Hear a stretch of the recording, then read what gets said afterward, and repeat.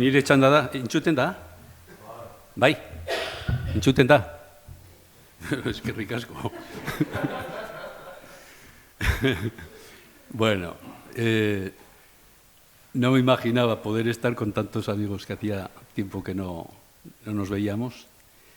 Y bueno, pues hay que aprovechar estos momentos, homenajes y aniversarios para estar a gusto y bueno, pues compartir muchas cosas de las que hemos vivido. Gracias a Pachi, porque sin él todo este asunto ceremonioso pues sería un fracaso total. Él es el experto, ha sido y será. Bueno, entonces, amigos y amigas, eskerrik asko etortxagatik, oso gauza garbi bat esan nahi dut hasieratik. Hor jartzen du 40. urtemugan gaudela eta hori ospatzen ari garela, baina ezin da hemen.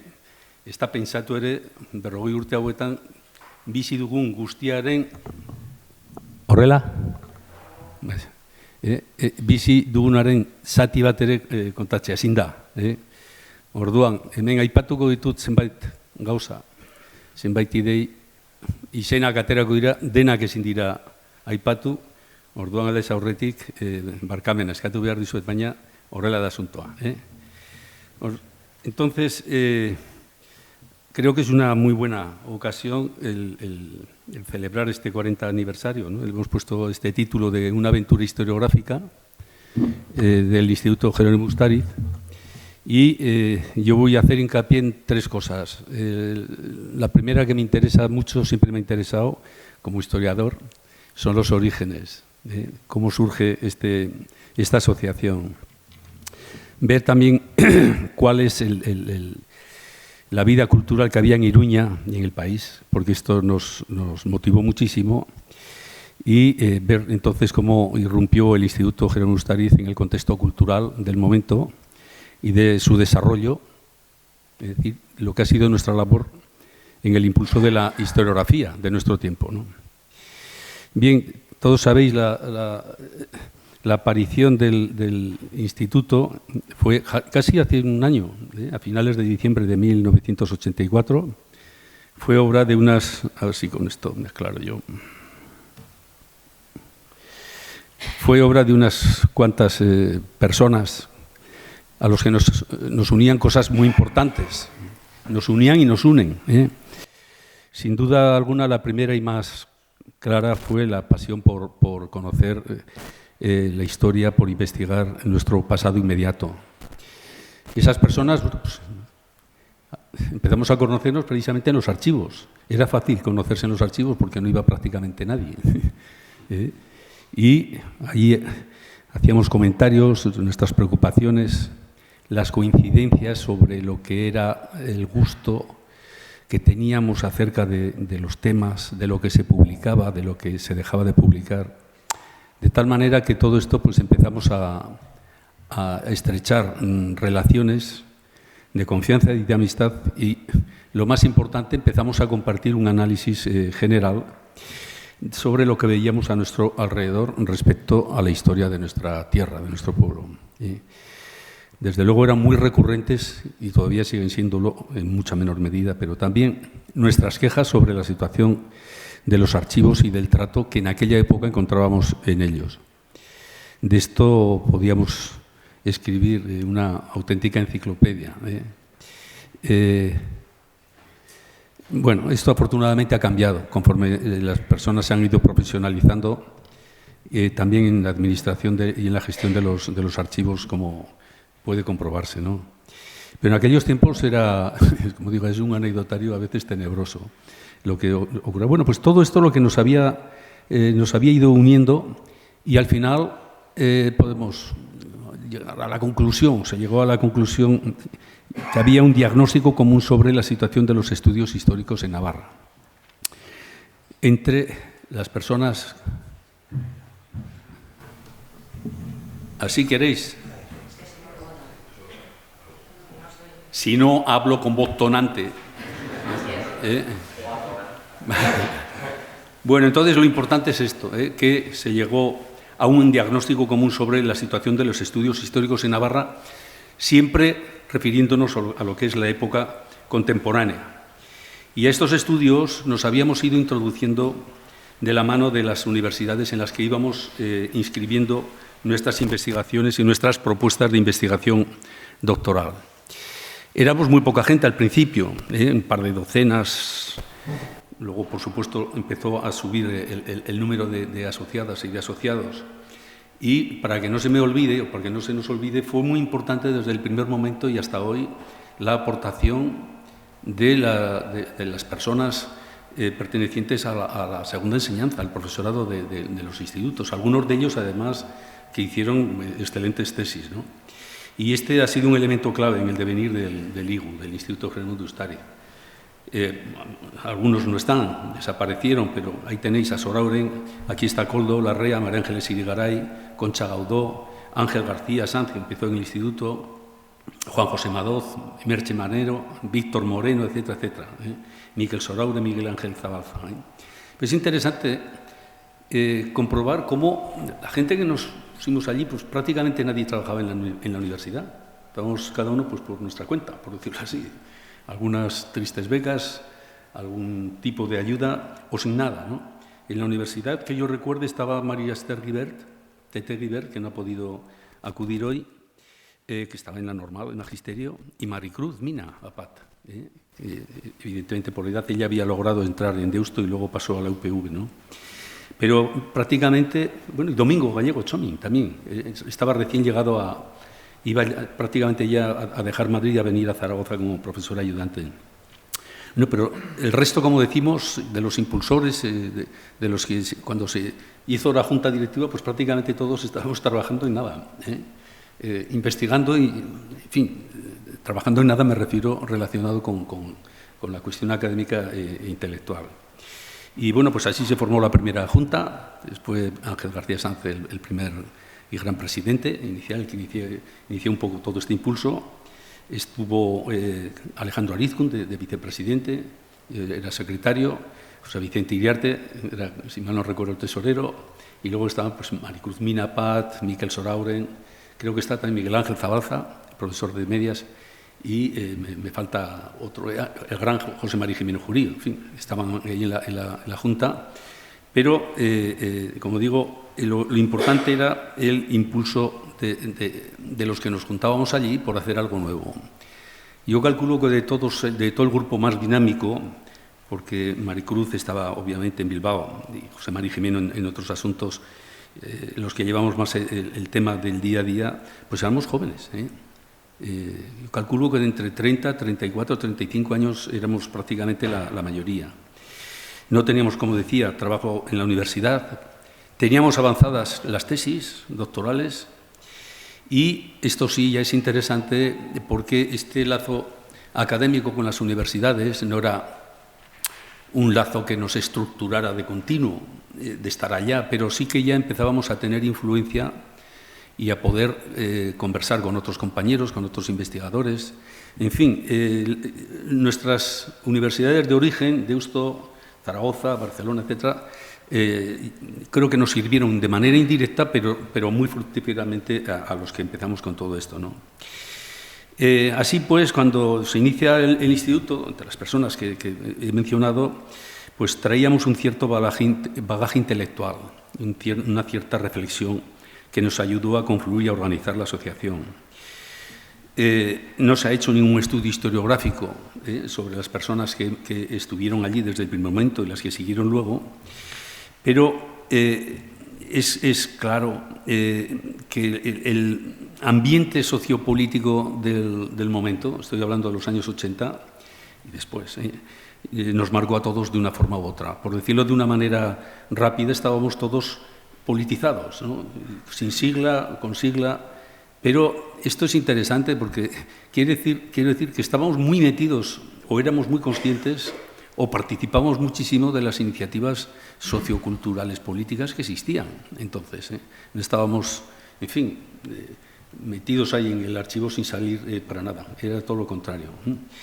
Y este asunto que siempre está vinculado a la historia, y lo estará, que es la relación que siempre ha existido entre historia y política, en nuestro caso obviamente se escoraba hacia la izquierda, porque sin ponernos de acuerdo en nada, ¿no? Pero era lo obvio visto el panorama de la investigación histórica en Navarra.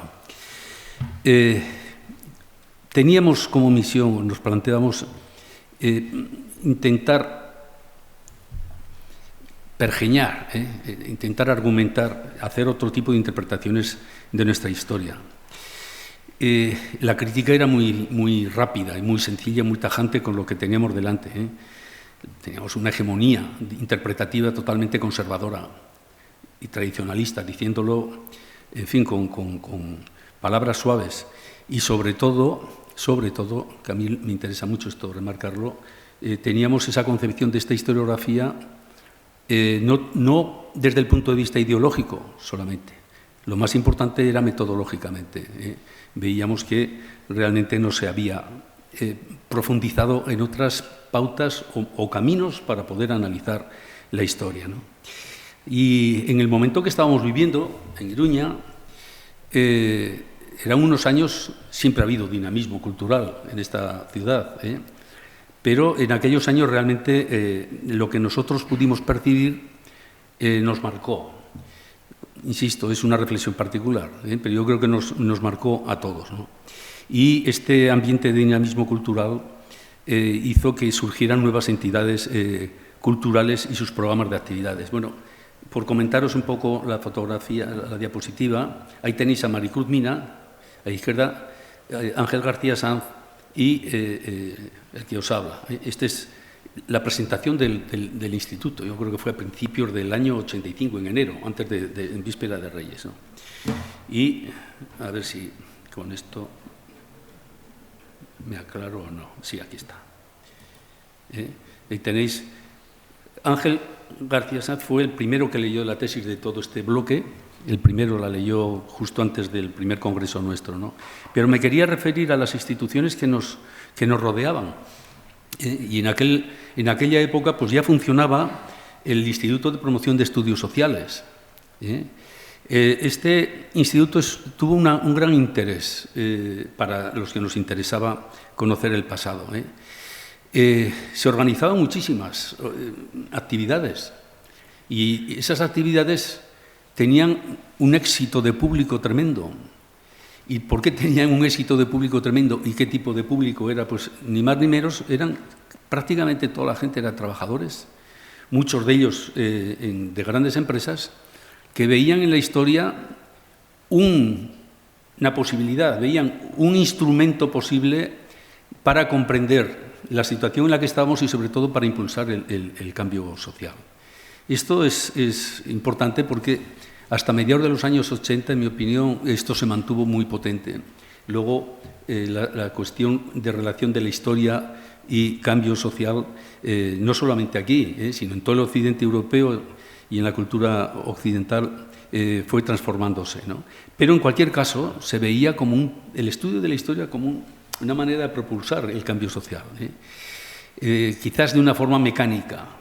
Hoy podemos pensar lo mismo, el conocimiento de la historia ayuda a entender las cosas y puede permitir, en fin, avances en distintos terrenos, ¿no? O sea que el estudio del pasado histórico entonces podía llegar a ser un factor de transformación social. Veníamos de factores políticos y sociales de calado en el ámbito local.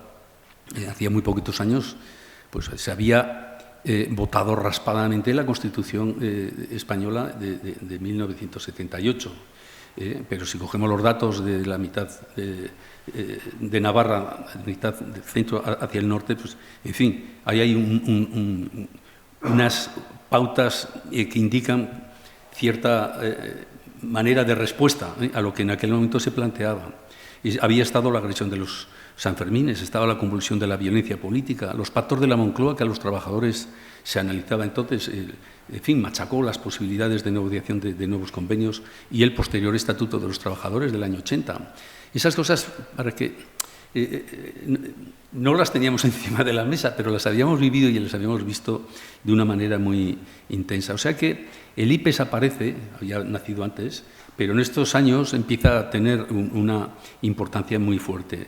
Y ahí estuvo, pues hay que citarlo siempre, a Vicente Huici, el Peli, los cursos que organizaba, los primeros cursos que organizaba, que tenían un atractivo, en mi opinión, muy grande para entender las complejidades de la situación política del momento.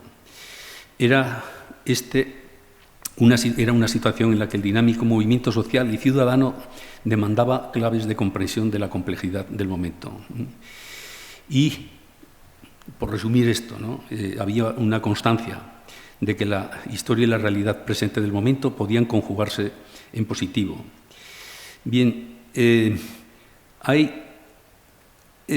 casaba muy bien, sobre todo con la defensa de la historia social. La historia social entendida casi siempre de una manera casi exclusiva como la historia de los movimientos sociales. Y esto pues, implicaba compromiso y lucha por el cambio. Bueno, en estos cursos que se organizaban en el IPES, es un ejemplo para mí magnífico de comprobar cómo se puede hacer historia del momento atendiendo precisamente a esa complejidad y buscando las distintas maneras de entenderse. ¿Cómo? Pues invitando a algunos de los protagonistas que lo habían sido, que lo estaban siendo en ese momento. O sea, allí vimos desfilar lo diré, a Pello Irujo, de ANV, el hermano de Manuel de Irujo. Estuvieron allí hablando Chillardegui, Vicente Serrano Izco, Pachi Iturrioz, luego apareció también Federico Cruz, entre los que yo recuerdo. Con lo cual, pues toda esta densidad que había dentro de la izquierda radical y de la izquierda abertzale, que entonces ya era muy potente, bueno, pues se podían ver las diferencias, discutir, etcétera, etcétera. Es un tema interesante, el ejemplo de cómo organizar unos cursos de historia prácticos que atendían a una demanda social y que a la vez pues ofrecían digamos, un producto que era válido. Y aquí quiero recordar a la inolvidable Silvia Fernández, también fundadora del instituto, ya falleció, y ella fue la que empezó, fue la responsable de organizar este tipo de cuadernos de trabajo, Langayak. Y yo recuerdo el primero y el quinto, pues estuvieron dedicados a la historia. Con lo cual, antes de que surgiera el instituto, ya teníamos una experiencia, en fin, como partícipes en los cursos de IPES, y estábamos en contacto pues, con las temáticas que nos estaban interesando, ¿no? ¿Y qué ocurrió? Pues que de oyentes muchos pasamos, o algunos pasamos a ser conferenciantes, y empezamos a ser nosotros los que estábamos pues, impartiendo cursos, etcétera, etcétera. Ahí estuvisteis unos cuantos, ¿no? Estuvimos. Bien.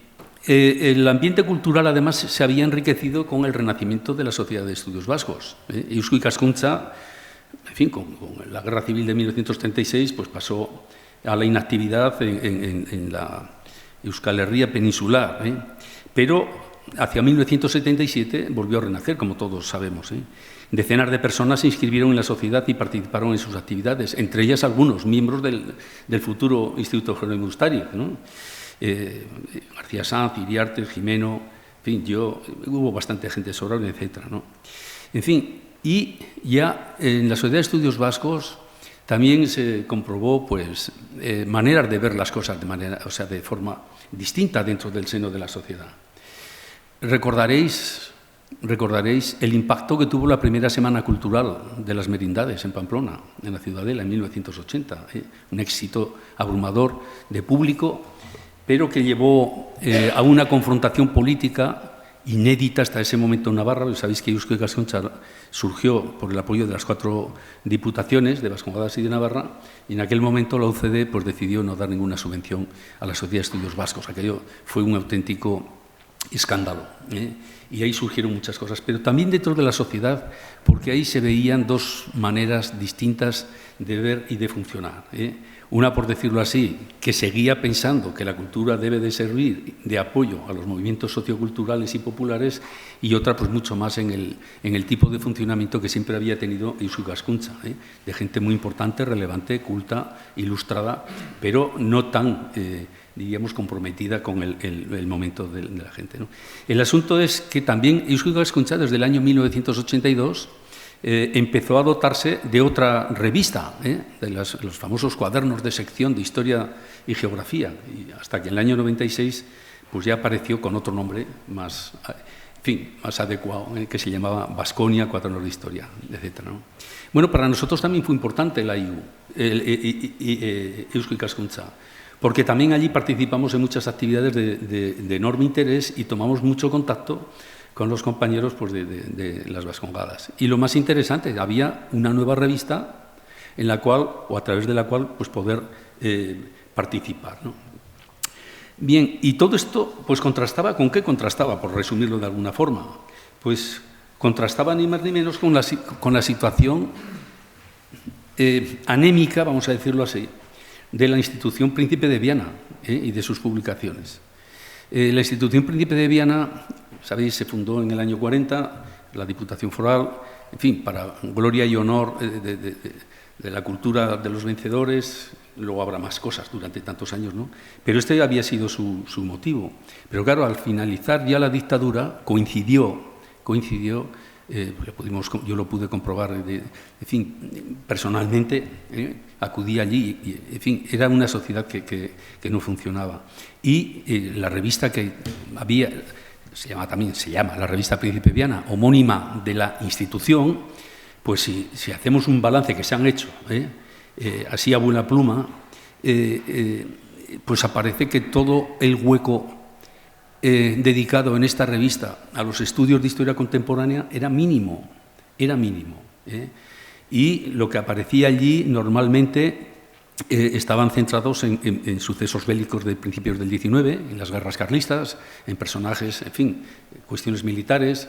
Estoy haciendo un trazo grueso del asunto, pero el resumen es perfecto. Hasta 1985, cuando nosotros estamos ya en activo, el número de artículos que se habían dedicado en Príncipe de Viana durante los 170 y tantos primeros números eran el número de 7. ¿Y qué tipo de artículos? En fin, quiero decir con esto que nos lleva a corroborar lo que nosotros pensábamos, ¿no? Que había una escasez palpable de estudios sobre los siglos XVIII finales, XIX y XX. Nosotros no teníamos ninguna duda al respecto.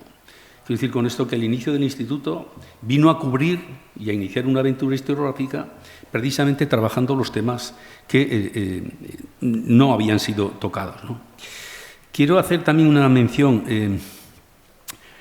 a la situación de las instituciones relacionadas con la producción histórica que provenían del franquismo, para que entendamos nosotros también cómo encaramos nuestro proyecto de una nueva historia.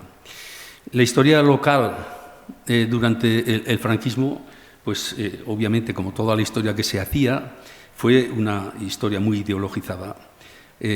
La guerra del 36 supuso la ruptura de la tradición liberal en la historiografía, que también en Navarra, en Vascongadas, se estaba desarrollando, y además nosotros tenemos un hándicap tremendo al pensar en el franquismo o incluso antes, y es una cuestión que no debemos de olvidar. Nunca hubo una universidad pública en Euskal Herria peninsular hasta 1978 y 1987. Y esto pues tiene unas consecuencias tremendas. O sea que se entra en la dictadura con un desarrollo de los estudios locales, está ideologizado, una historiografía nacionalista española o navarrista, españolista, etcétera, como lo queramos denominar, en un territorio como el nuestro que carece de universidades. La vida académica, entonces, es que es nula.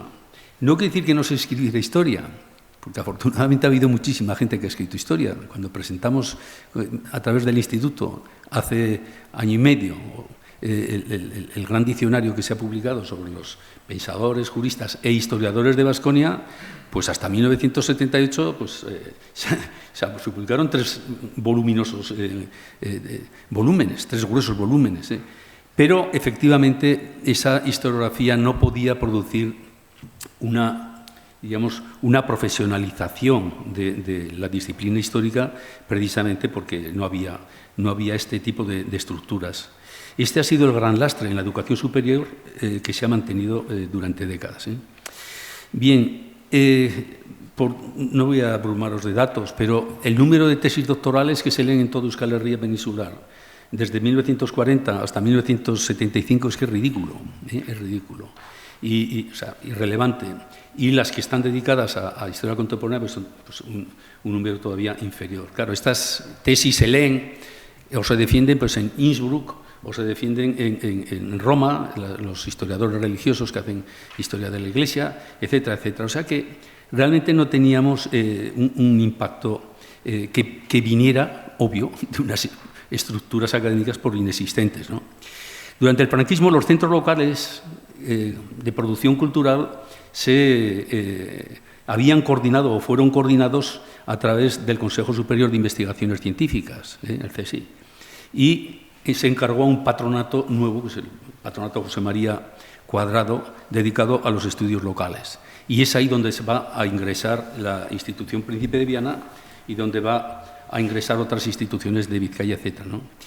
Y, en resumen, este tipo de historiografía local, hasta finales de los años 70, pues estaban prácticamente, podemos decir, en franco declive. Observábamos una enorme ausencia de temáticas del siglo XX y el carácter troncal de la temática del siglo XIX pues era perfectamente criticable, lo que nosotros se ha llamado siempre la historiografía tradicional basada en los viejos lemas rankianos de la historia política y militar, el carácter nacionalista español, etcétera, etcétera. Todo le daba una marca tradicionalista, católica, que, en fin, todavía cuando nosotros venimos al mundo intelectual, pues nos chocaba. La historiografía española, sin embargo, la historiografía local y también la general, desde los años 60 empieza a tener una cierta renovación, tanto en las temáticas y en la manera de funcionar en la propia Universidad Española, de tal manera que empieza a mediados de los 70 a ser visible otro tipo de comportamientos, ¿no?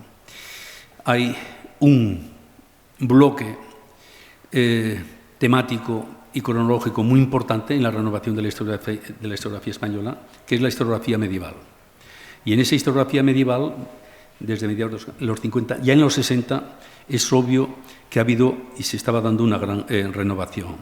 Hay una profesionalización de la profesión, hay nuevas publicaciones, hay contactos con la historiografía europea occidental, hay nuevas cátedras, es decir, se va conformando una comunidad de historiadores. Esto lo menciono porque precisamente el alma mater de esta renovación, entre otros, con Jaume Vicens Vives, fue ni más ni menos que José María Lacarra, el cual inició todo este tipo de renovación en la Universidad de Zaragoza cuando sacó la cátedra en 1940 y se dota de unas buenas revistas, de colaboradores, de discípulos que inmediatamente se van a aplicar también a Navarra, aunque no haya universidad. Las famosas semanas medievales de Estella pues empiezan hacia esta época, ¿no?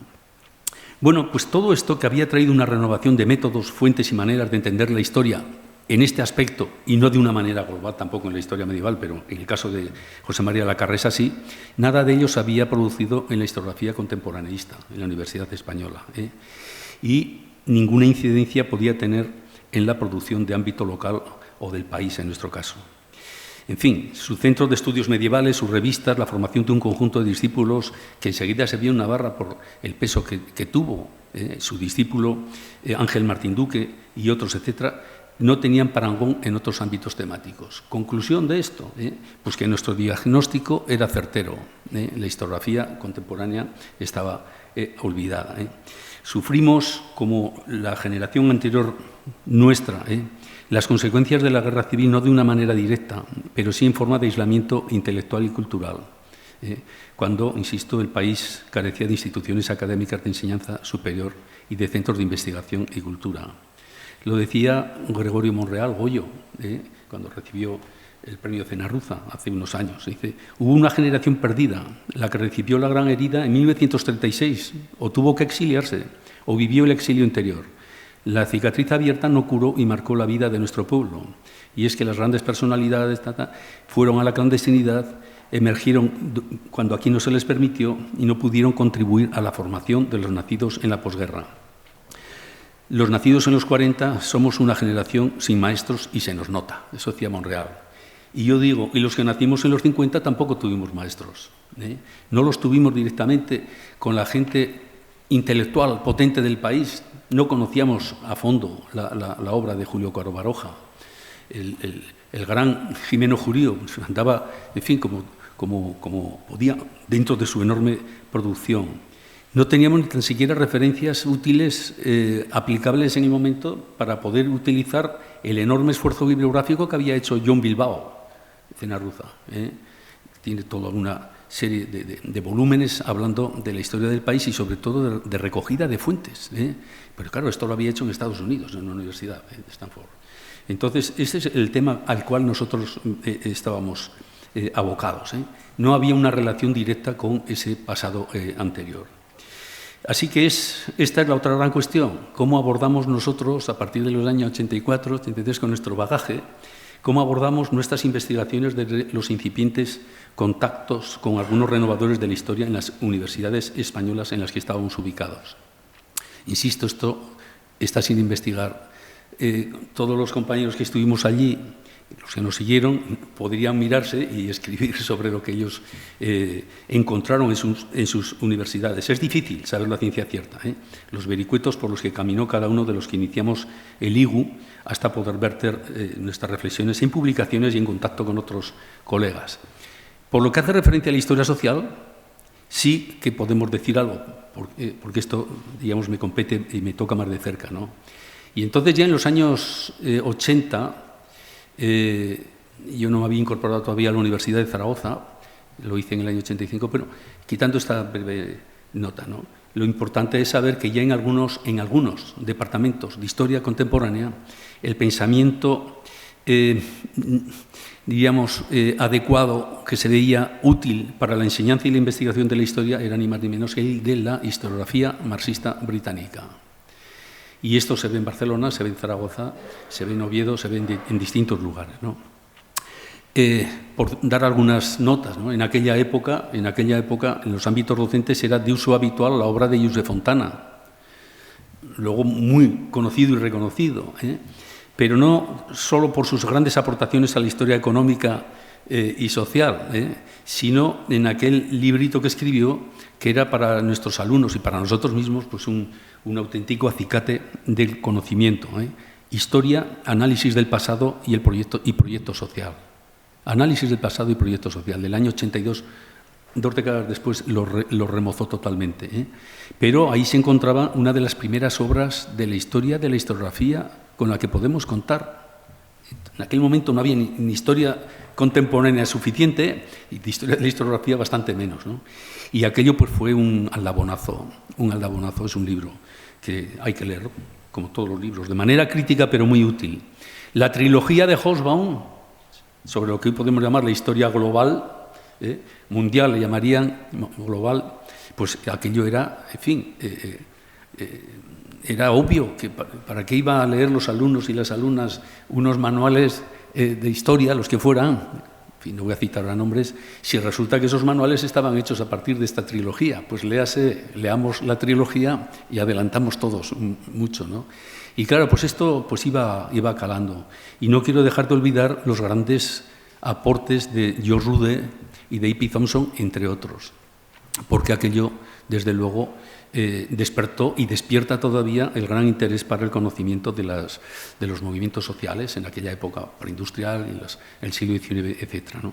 O sea que en la historia social sí que teníamos una influencia, no directa, indirecta, muchas veces de manera poco consciente, pero de manera suficiente como para empezar a adentrarnos en la investigación con categorías que hasta ese momento no habíamos utilizado. La categoría de lucha de clases, traducida por los historiadores marxistas británicos, el concepto, en fin, de Estado, el concepto de estructura, de experiencia, etcétera, etcétera. Esto yo creo que es interesante, o para nosotros lo fue. Y, por hablar también del terreno doméstico, la obra de Manuel Tuñón de Lara, que es otra, diríamos, versión de lo que de las personas que se han inspirado en Marx. Bueno, pues en 1982 Tuñón de Lara había dirigido la gran colección de historia de España. Los volúmenes 8, 9, 10 pues están dedicados precisamente a todo este tipo de temas, ¿no?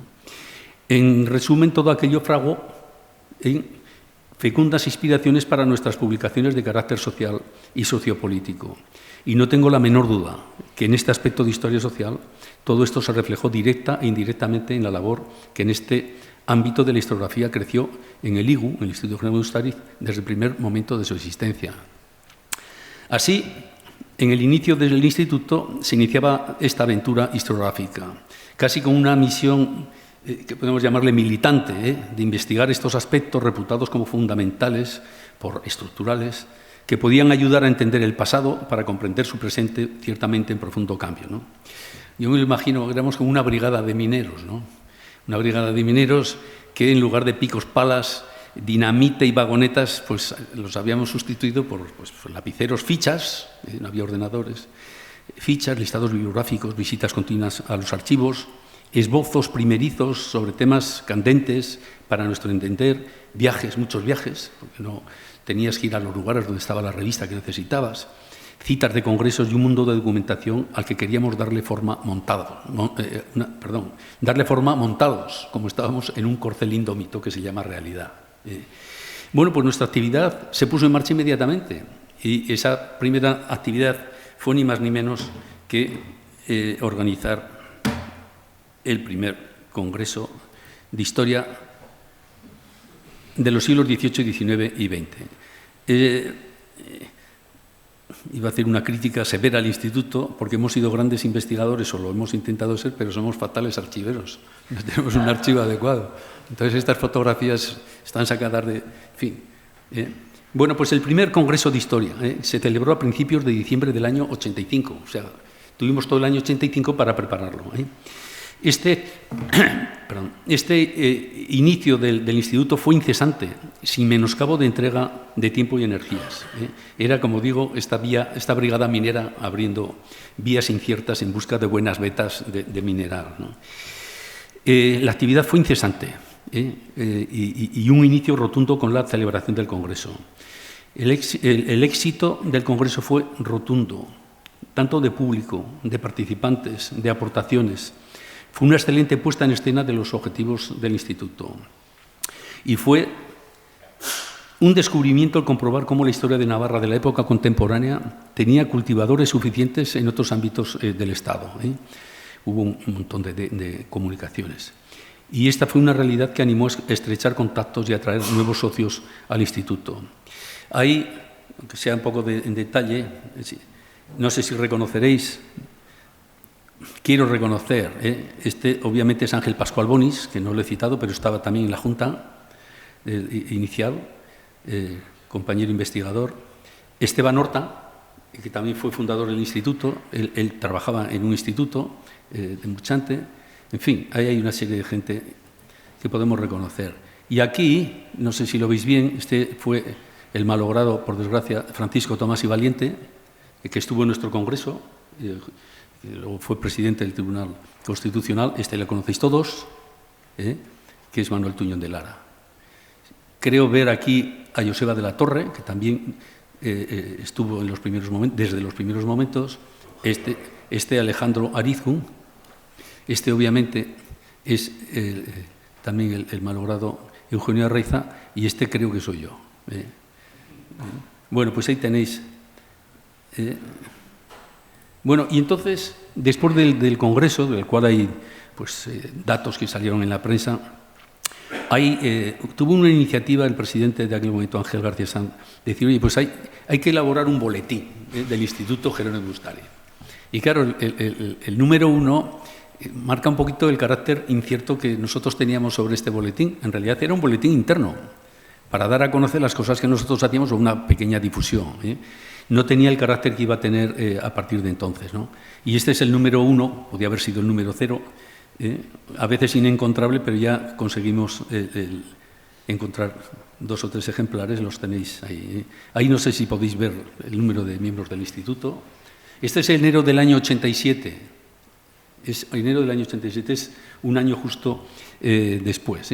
La aparición pues, del boletín del IGU, no sé por qué le llamamos boletín, se ha quedado... con esto, ¿no? El boletín del instituto, cuando luego en realidad pues, es una revista científica como cualquier otra, ¿no? Bien, a partir del el número 2 la revista empezó a tener el carácter de una revista científica, difusor o difusora entre los cultivadores y estudiosos de la disciplina histórica de las investigaciones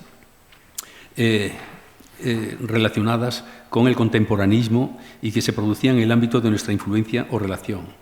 Por ello, desde entonces, en todos los números del IGU, del Instituto, lo hemos intentado ver. Bueno, estas son las actas que se publicaron en 2 enormes anejos del primer Congreso de Historia de los siglos XVIII, XIX y XX. Bueno, ahí tenemos a... Bueno, esta es otra cosa. Bueno, pero en realidad lo que quiere decir, en la temática de las revistas, que no se ha hecho tampoco un estudio al respecto y hay que hacerlo, el ámbito que nosotros abarcábamos no era solamente Navarra, eran también vascongadas. Siempre se intentó que hubiera presencia de artículos en euskera. Es decir, nosotros de esta manera nos estábamos presentando como renovadores de la historia local, yendo a espacios más amplios de estudio y en consonancia con lo que ocurría en otras latitudes. Sería un sinfín hablar de la cantidad de revistas que surgen en cantidad de lugares, en departamentos de historia, en centros científicos, etc. Aquí hemos mencionado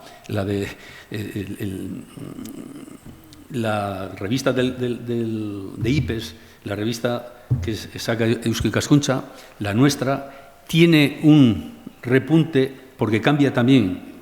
Príncipe de Viana empieza a atender más a elementos e investigaciones contemporaneistas. Surgirá de allí a poco en la Universidad a Distancia, en Pamplona, otra revista. En fin, surgirá pocos años después la revista del Centro de Estudios Merinda de Tudela. O sea, esto no lo hemos analizado a fondo, pero la irrupción del instituto tuvo consecuencias. Tuvo consecuencias de mucho calibre para la ampliación de la historiografía y también como modelo, o no a seguir, si no es a seguir, por lo menos a comparar o a competir.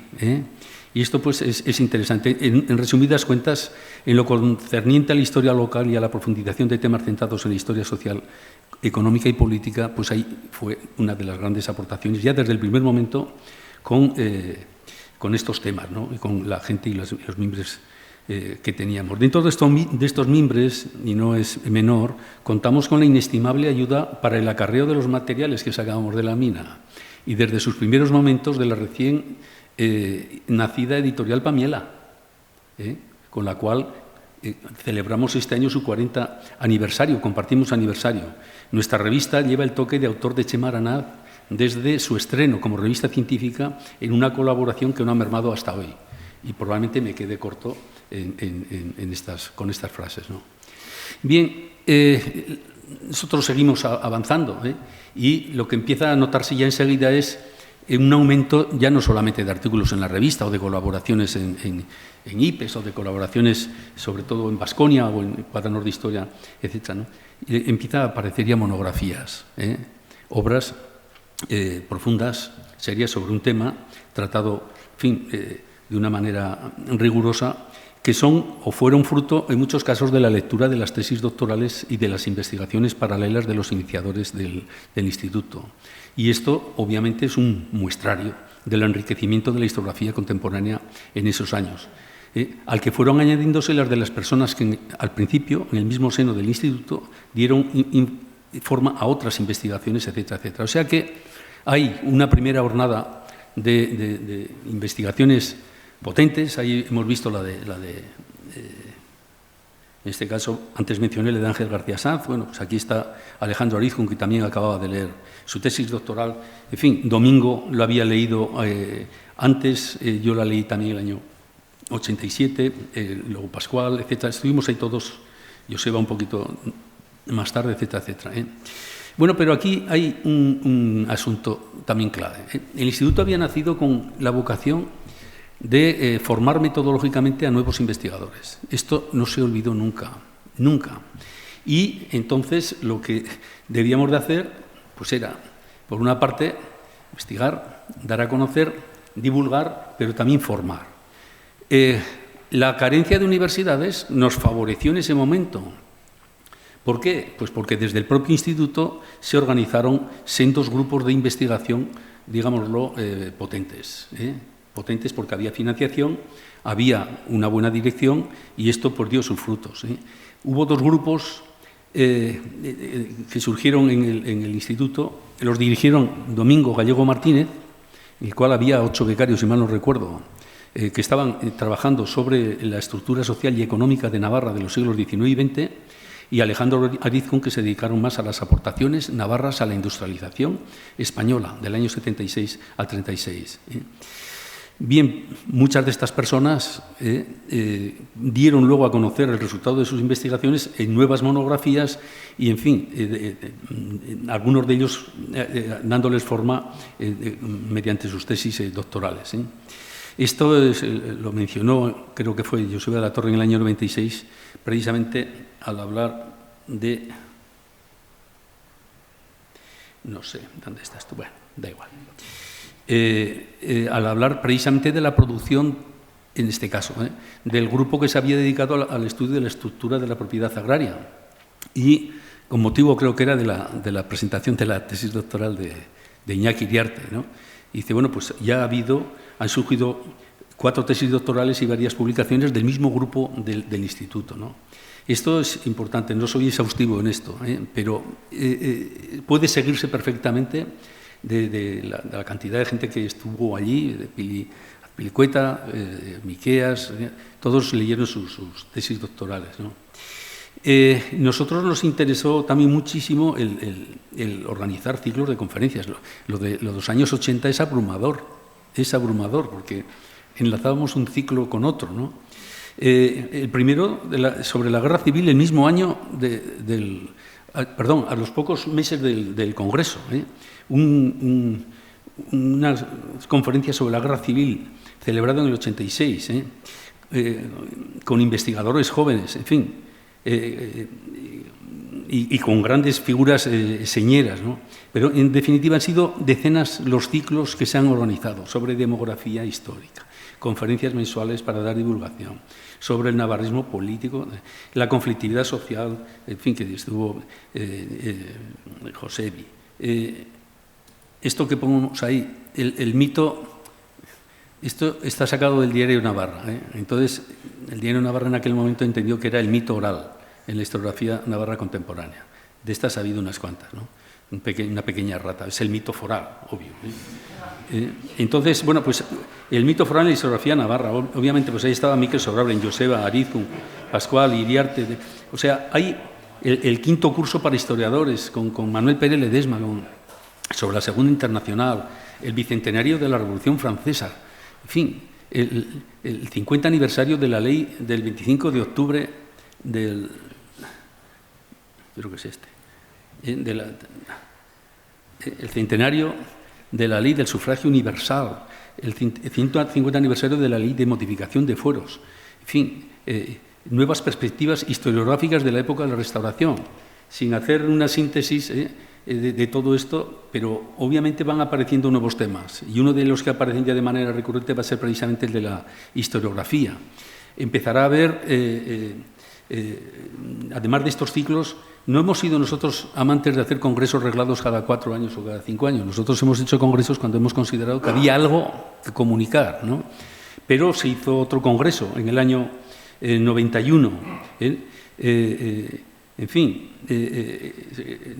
creo que fue en abril, y ahí efectivamente lo que aparece, esta foto es terrible, veis ahí, es Tomás Urzainquimina. Nuestra colaboración con las instituciones culturales afines pues ha sido muy normal, muy cotidiana. Era el presidente de Eusko Ikaskuntza, ¿no?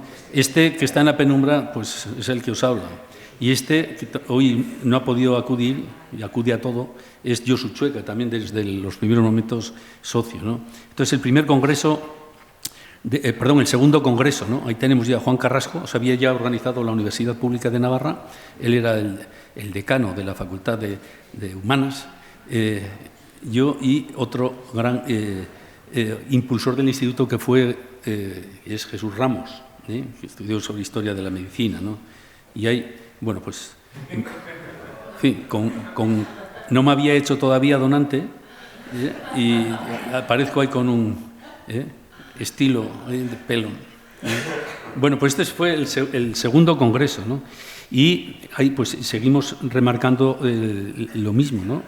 Que venía, yo hablando de historia social, que abarcaba no solamente la historia de los partidos políticos y de las organizaciones sindicales o de los movimientos sociales, sino que había que abrirse a otros estudios sobre sobre la pobreza o sobre los grupos marginados, algo que debemos de mantener y que haya estado, ¿no?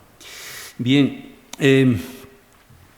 hubo momentos en los que las actividades que nosotros hacíamos pues servían como dosieres o como grueso de la revista anual que publicábamos. Y estoy pensando en el número 5 y el número 12, que estuvieron dedicados perfectamente a todo lo que eran las investigaciones relacionadas con la propiedad, mercados agrarios, etcétera, etcétera. Y hay otra cuestión que nosotros cuidábamos o empezamos a cuidar, que fue el tema de las exposiciones. Había habido una pequeña exposición sobre los inicios de la fotografía y el cine en Navarra, pero desde luego lo importante fue la magna exposición de 1994 sobre 100 años de historia de Navarra, el siglo XIX, ¿no? Que fue comisariada por Joseba de la Torre y el secretario de la exposición fue Miqueas, ¿no? Y bueno, pues ahí hay toda una aportación que a mí nos pareció entonces tremenda, ¿no? Ahí tenéis. Fue una publicación, está fuera de mercado, este es Urtasun, en fin, los responsables de la Caja Laboral, que son los que hicieron posible que hubiera una edición magnífica de esta exposición. Aquí está Joseba de la Torre y también aquí Miqueas en aquella época. Bueno, ahí tenéis la publicación. Es un formato noble y un papel noble con unas reproducciones magníficas. Bueno, la exposición, así dicho, pues parece que es una exposición que ponemos aquí. No, ocupó pabellones enteros de la Ciudadela. Acompañado de conferencias, en fin, la labor para hacer todo este tipo de cosas, luego me imagino que José Miguel Lana nos lo contará con más detalle, ¿no? Pero fue realmente abrumador. Bueno, ahí tenéis a Juan Cruz Allí, Maribel Beriain, del Ayuntamiento de Pamplona, y este es el señor de la Caja Laboral, y ahí está Joseba de la Torre. Bueno, esta fue la inauguración, si mal no recuerdo. Y bueno, pues eso ahora mismo lo apuntaré. Bueno, ahí tenéis, se reprodujo una habitación completa de una familia de clase alta del siglo XIX. Las fotografías, como veis, están fantásticas. Bueno, en la publicación están perfectas, es una auténtica maravilla, ¿no? Bien, entonces, ahí tenéis exposiciones, un congreso, y ya a partir del 2000 se empiezan a trabajar otros temas. No voy a citar todos los ciclos, es absurdo, ¿no? Pero tenéis ahí problemas, fuentes y métodos para el estudio del franquismo, ¿no? El liberalismo y la construcción de naciones. Las segundas jornadas de didáctica, que dije al principio, la importancia que siempre tuvo en el instituto la atención al profesorado de enseñanza media, pero a partir de un determinado momento hubo casi una estructuración de las actividades del instituto con institutos, de ciclos de conferencias, de participación en cursos, etcétera, etcétera. Bueno, pues estas jornadas sobre didáctica de la historia, que también imagino que José Miguel contará, ¿no? El cambio socioinstitucional en la Europa rural del siglo XVI al XIX, en fin, hay un montón de cuestiones de interés, ¿no? Y luego ya van apareciendo algunos temas. Fue interesante las conferencias que dedicamos a Jerónimo de Ustariz. Contactamos con Reyes Fernández Durán, que había estado 30 años investigando sobre la persona que da nombre a nuestro instituto. En fin, ahí se hizo un homenaje a Jimeno Jurío, fue motivado por el instituto. que con buen criterio pensamos, y así salió, que iba a provocar una cascada de homenajes posteriores de instituciones, en fin, académicas y culturales importantes. José Mario recibió muchísimos premios a partir de entonces, pero se le hizo un homenaje popular con todas las asociaciones culturales de Navarra, acudieron muchísimas, y fue importante. Esto lo hicimos en el Cibibor de la Rocha. Bien, pues hay. Y luego tenemos cosas de interés. Que en el año 2000 se celebró el tercer congreso del Instituto y esto dará lugar a una publicación importante, una publicación exenta, no en la revista, que es Navarra en el umbral del siglo XXI. Y esto, mira, aquí estaba Iñaki en la presentación de su tesis doctoral.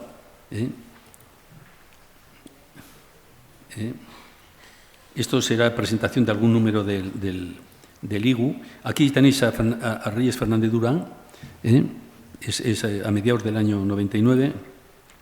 Esto es otra cosa. Y aquí tenéis, pues ya conocéis a este señor, ahora lleva peluca, pero es Navarra en el umbral del siglo XXI, ¿no? Y la obra, que es de consulta, es interesante, y la presentación de todo esto, ¿no? Dentro de las cuestiones que van a aparecer nuevas va a ser precisamente, ya que lo tenemos aquí, lo mencionamos, que entra a partir con el nuevo siglo, entran nuevas temáticas, y todo el asunto relacionado con la represión, con la memoria histórica, con la historia de las víctimas. Todo esto pues viene ya promediado por el avance que habían hecho ya Mendiola y Beaumont en sus libros y todo esto. Estos son los homenajes que se hacen anualmente en Vidangot, y de ahí también la colaboración con este tipo de asociaciones, en este caso con Memoria Invidea. Bueno, estas dos siguientes diapositivas las voy a pasar rápido.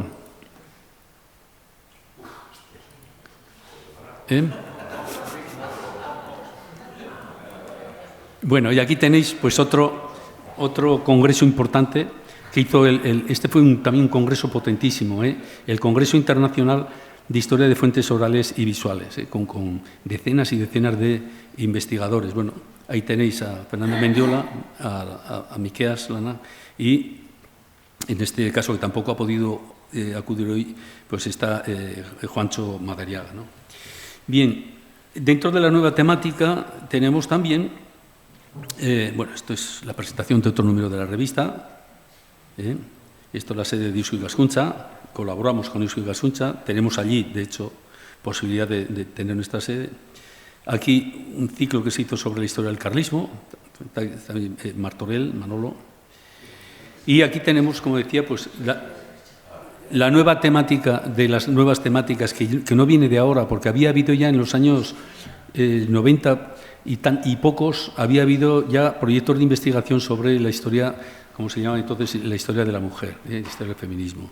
Y aquí ya, bueno, pues ya se ve que hay nuevas personas que se han introducido o están en el instituto y ya se le empieza a dedicar cosas de interés a este respecto, ¿no?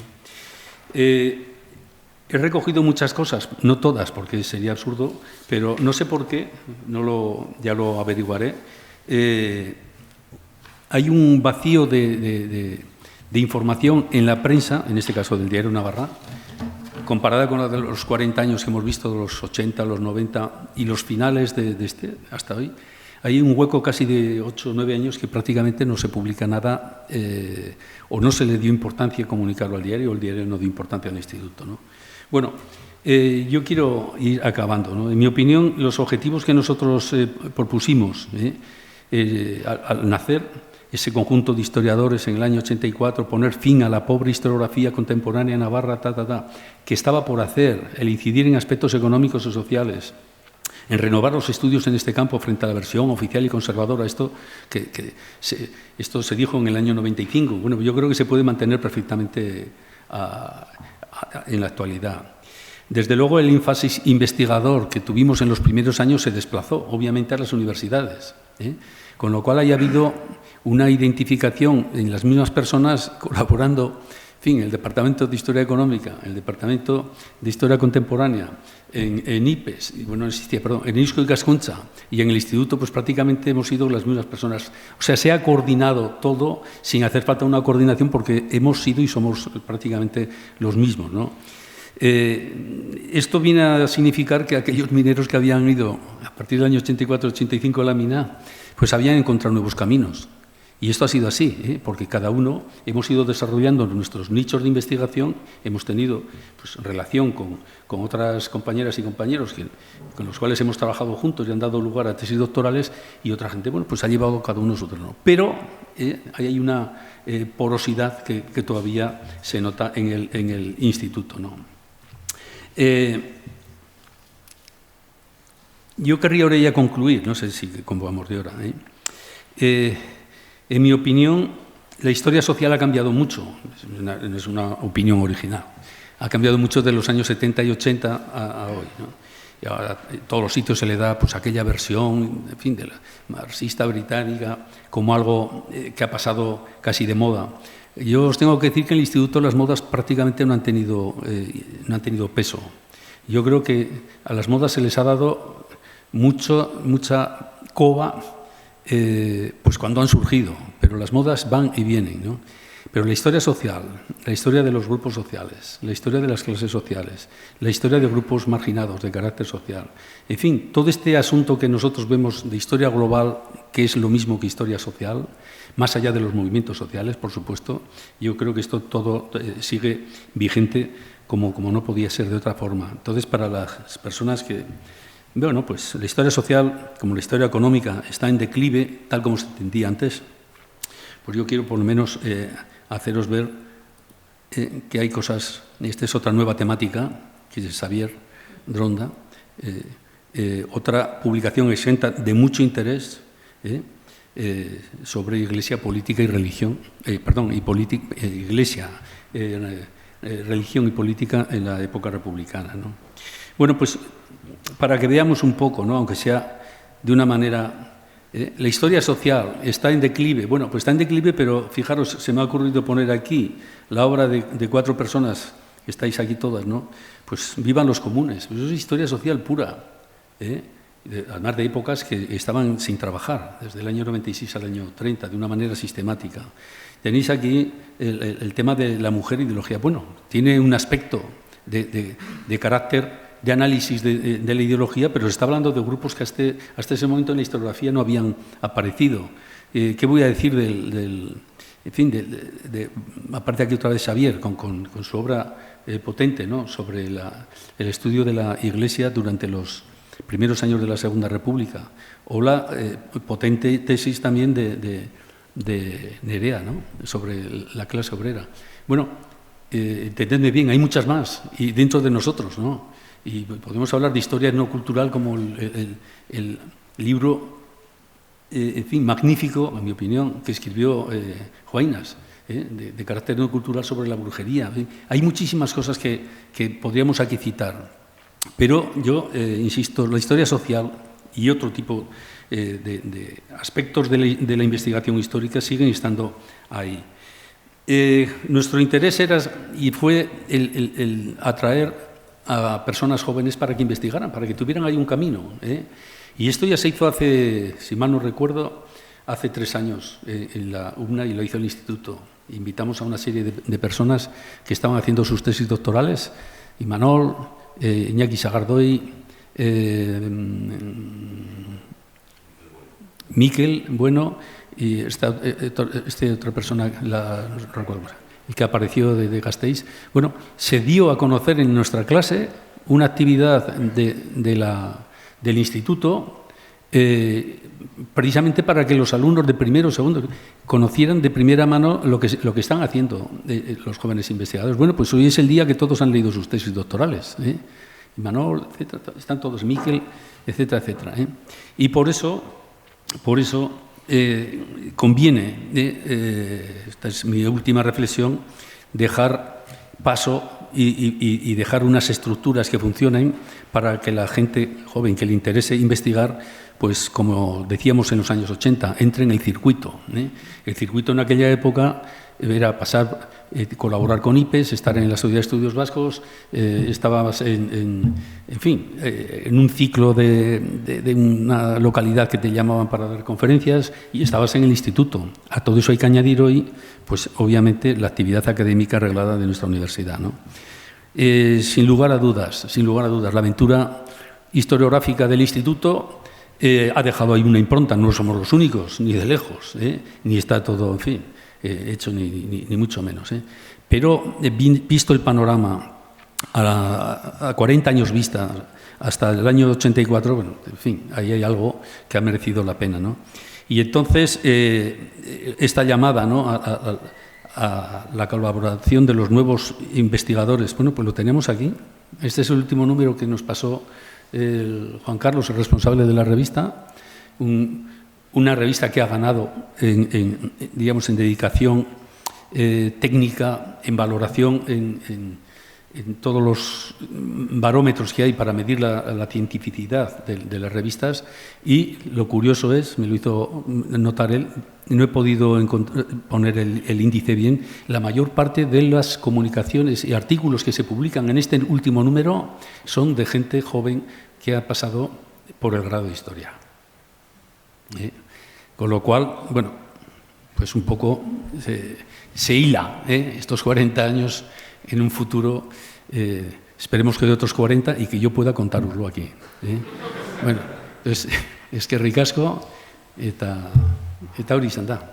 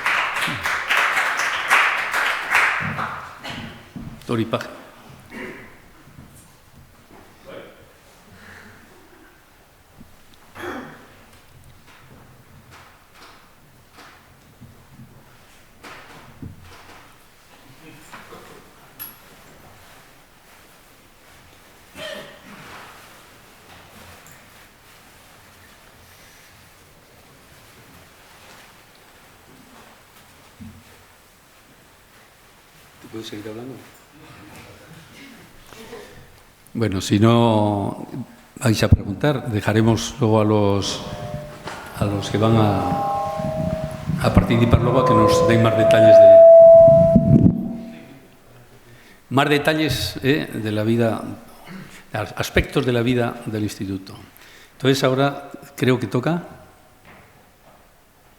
tomar café, ¿no? Ah. Pues bueno, ¿y qué hora hay que volver? A las 12 en punto, menos 5. 12 menos 5 aquí. Bueno, pues es que ricasco eta bagoaz zerbait hartzera,